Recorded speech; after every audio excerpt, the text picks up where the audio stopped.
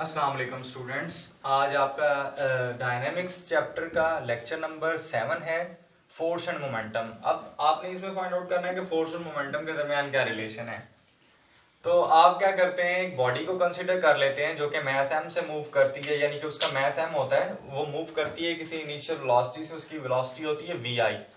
कुछ देर के बाद वो फाइनल वेलोसिटी एक्वायर कर लेती है, या वो किसी चीज से टकरा जाती है, या उसको कोई और मसला हो जाता है, तो उसकी वेलोसिटी में किसी भी किस्म का चेंज आ जाए तो हम कहते हैं उसकी फाइनल वेलोसिटी हो गई।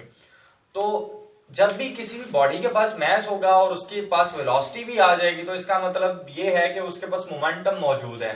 तो हम देखते हैं कि मोमेंटम को हम इस तरह से लिखते थे, P is equal to mv।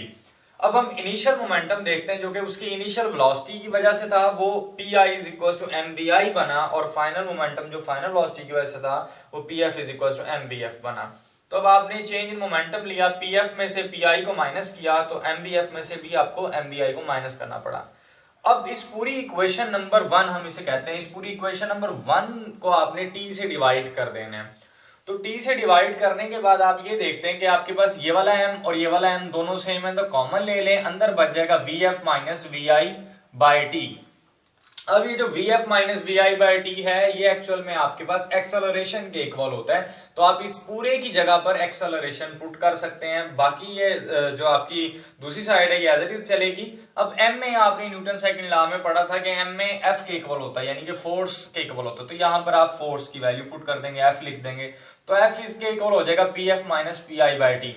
यानी कि इसका मतलब ये है कि आपके पास चेंज इन मोमेंटम के इक्वल है। डेल पी भी आप इसको लिख सकते हैं, P F minus P I को, तो डेल पी एक्चुअल में स्मॉल चेंज कहलाता है, तो del P F is equal to del P by T. इसका मतलब क्या है कि force equals to rate of change of momentum of the body, के फोर्स जो है rate of change of momentum के इक्वल है। अब आप किसी गाड़ी में बैठे हैं, खुदा ना खास्ता गाड़ी की किसी चीज से टक्कर हो जाती है, तो अगर आप, जाहिर बात है मोमेंटम भी आपके पास होगा, मोमेंटम में चेंज भी आएगा, तो आपका अगर टाइम का इम्पैक्ट, अगर आपका टाइम इंक्रीज होता है, यानी कि टकराने से, फॉर एग्जांपल एक आदमी है, उसकी गाड़ी टकराती है और वो डैशबोर्ड से या स्टीयरिंग से टकरा जाता है, उसका सर टकराने का अगर टाइम इंक्रीज हो जाए, क्योंकि अचानक से ब्रेक लगती तो अचानक से विदाउट नो टाइम जो है आदमी टकरा जाता है उससे, अगर टाइम का लिमिट इंक्रीज हो जाए तो फोर्स का इंपैक्ट डिक्रीज हो सकता है। तो यही हमें ये फोर्स एंड मोमेंटम समझाने के लिए यहाँ पर बताया गया। तो ये भी हम इसकी एग्जांपल भी ले लेते हैं। तो हमारे पास एक गाड़ी थी, गाड़ी के आगे एक स्पीड ब्रेकर आ गया, गाड़ी पहले मूव करी थी, इनिशियल वेलोसिटी vi से स्पीड ब्रेकर आया, तो उसकी वेलोसिटी में जो चेंज आया वो फिर vf से मूव करना शुरू कर दी। इसी तरह हमने दो बॉल्स ली, एक बॉल ने दूसरी बॉल को हिट किया, पहले ये रेड वाली बॉल vi वेलोसिटी से मूव करी थी, हिट करने के बाद ये vf से मूव करना शुरू कर दी।